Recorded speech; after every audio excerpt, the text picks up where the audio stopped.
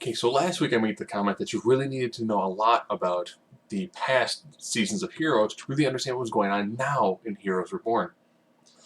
So I'm going to try to give you a crash course. You get Mohinder Suresh. He was the person who did all the narration. He did a lot of the studying on the, well, I guess we didn't call them Evos at that time, all of the heroes at that time. And eventually made himself a serum that injected himself and gave himself kind of super strength. For a while he had scales as well. Angela Petrelli was tied to the vast majority of everybody. She worked at Primatech. Either you were tied to her through blood or through some other sort of relations. She knew all the parents who essentially created the vast majority of the most powerful Evos that were in the first seasons. And she has the ability to kind of see the future, but it's weird visions. Hero, transporter, and time traveler. Swordsman. So there you go. Those are the people you really have to know. Oh, if you didn't know who Claire is, during the first season, the tagline was "Save the cheerleader, save the world." The cheerleader was Claire. Claire regenerates, unless you put a stick, like pretty much like the base of the skull. Her ability was the reason why I was save the cheerleader, save the world. Since she had the ability to fully regenerate, someone else had the ability to explode. So the ability to regenerate allowed the person who could explode to explode multiple times. And not having that ability meant the person who tried to explode would have to kill himself in order to make that happen. Why are these characters all important? They occasionally make mention of the person who jumped off of a scaffold and then came back to life. That was Claire.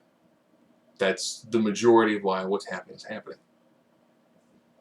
So a lot of really big questions get answered. You now know who the two kids are and why they're important. Well, apparently Claire died by having a heart attack while giving birth to twins. Yeah, very Star Wars-esque. Noah finds out what he had to forget was that Claire had twins. How could they protect these kids who in 1 year could potentially save the world? Well, you can't really hide them anyplace. Well, I should say there are places you can hide them. They hide them in the past. So Hero essentially takes the two kids and Angela and goes back in the past. So that way the kids would be about 15 years old when their powers begin to manifest, so they can use them to save the world. So the kids who are the most important kids in the entire story are actually Claire's kids. Claire was a very important character in the first series, whose father, Noah, was a very important villain in the first series. Now you're fully caught up. When they tried to figure out how to stop the bombs, multiple locations, the guy who can clone himself whenever he gets cut and duplicates everything he has on him is wearing bomb vests.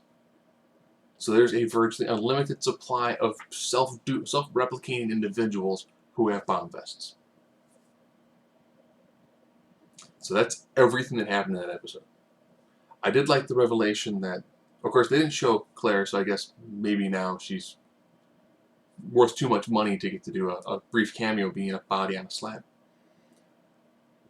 But it was interesting seeing everything come together and how a lot of things make sense.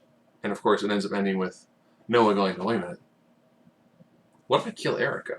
If I kill her now, then that can prevent what's going to happen the 1 year after the event that happened to the Unity Summit. And Noah tracks down Noah. So the person to stop him from altering the future is the person who he is in the past.